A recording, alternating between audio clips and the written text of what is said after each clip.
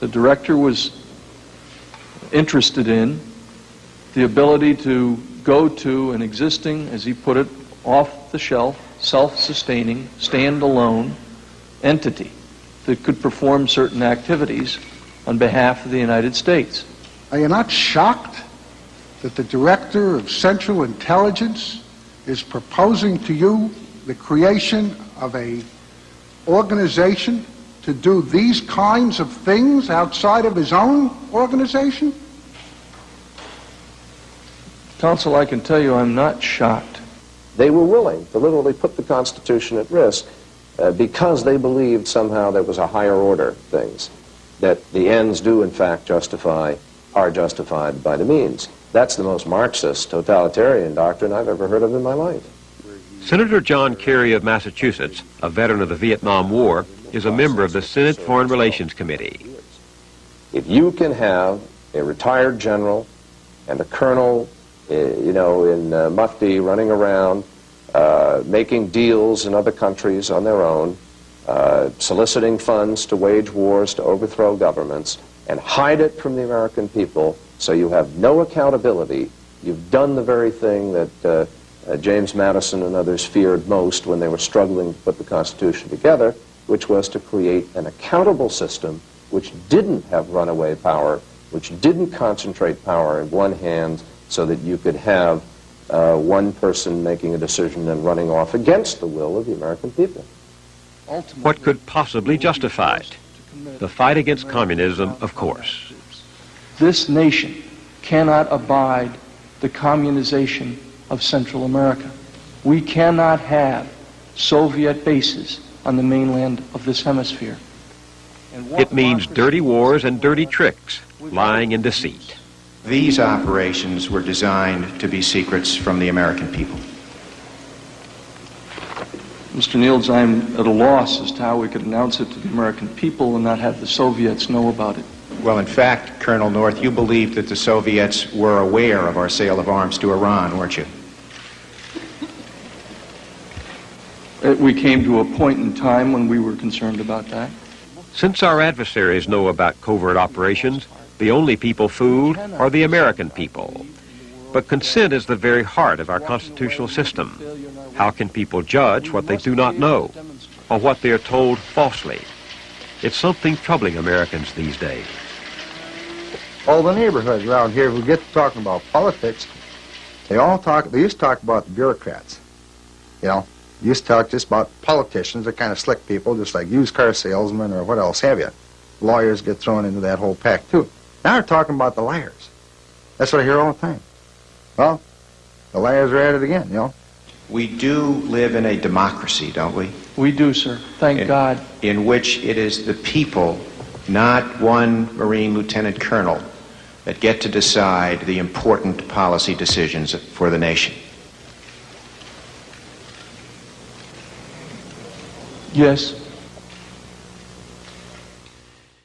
It isn't the first time that men who express reverence for democracy in public have violated the values of democracy in practice.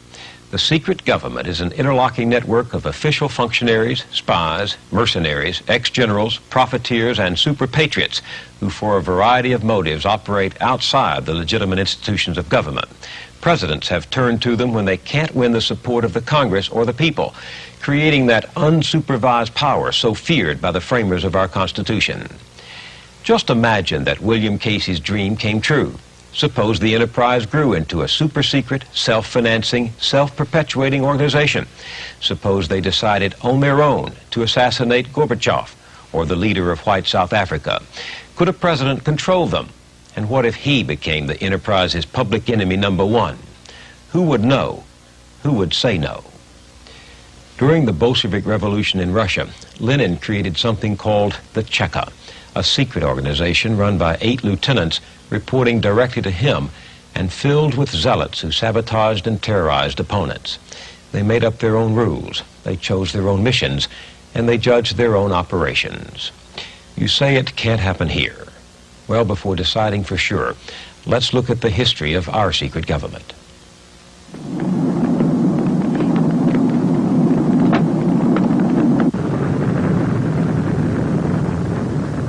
World War II was over. Europe lay devastated.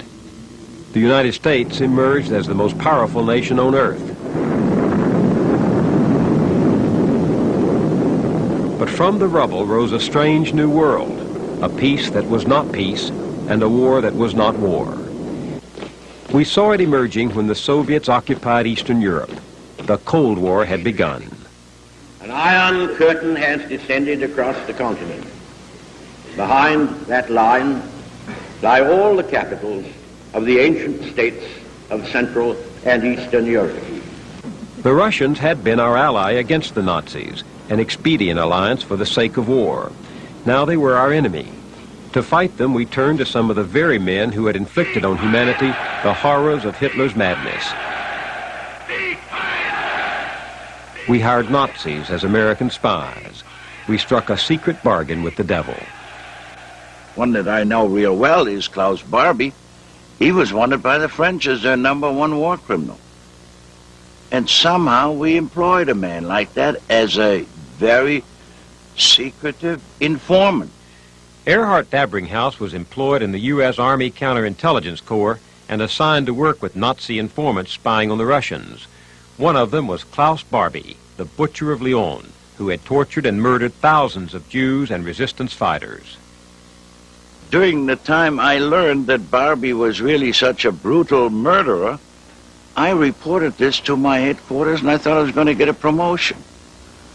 I thought there was a big picture of a deal I had here, you know. And the answer was, Dabringhaus, keep quiet until he's no longer useful, then we'll turn him over to the French. Under those conditions, I thought, well, okay, let's work with him. You know, if you're an intelligence officer, you work with the devil. The Americans did not turn Barbie over to the French when they finished with him. They helped him escape to Bolivia. Other top Nazis were smuggled into the United States to cooperate in the war against the new enemy. Dabringhaus still remembers the attitude of his superiors. The new enemy was the only enemy. They seem to have had a preconceived program of what the communists are up to. And if I send in a report that there was a Nazi war criminal running around over there, forget it, we're not interested in the Nazis anymore, we're concentrating on the communists. So began the morality of the Cold War. Anything goes. The struggle required a mentality of permanent war, a perpetual state of emergency. And it meant a vast new apparatus of power that radically transformed our government.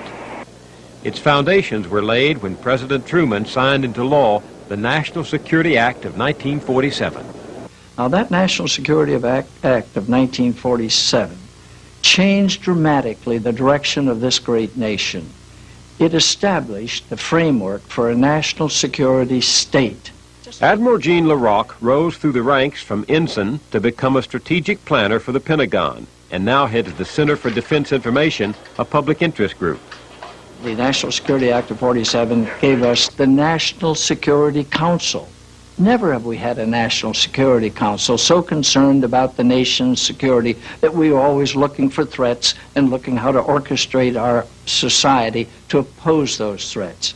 National security was invented almost in 1947, and now it has become the prime mover of everything we do is measured against something we invented in 1947. The National Security Act also gave us the Central Intelligence Agency. This is the house the Cold War built, the CIA, the core of the new secret government. Its chief legitimate duty was to gather foreign intelligence for America's new role as a world power. Soon it was taking on covert operations, abroad and at home. As its mission expanded, the CIA recruited adventuresome young men like Notre Dame's All-American Ralph McGehee. I look back to the individual that I was when I joined the agency.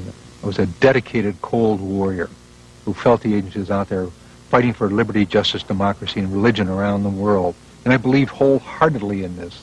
I just felt proud every day that I went to work because I was out at the vanguard of the battle against the international evil empire, international communist, the evil empire.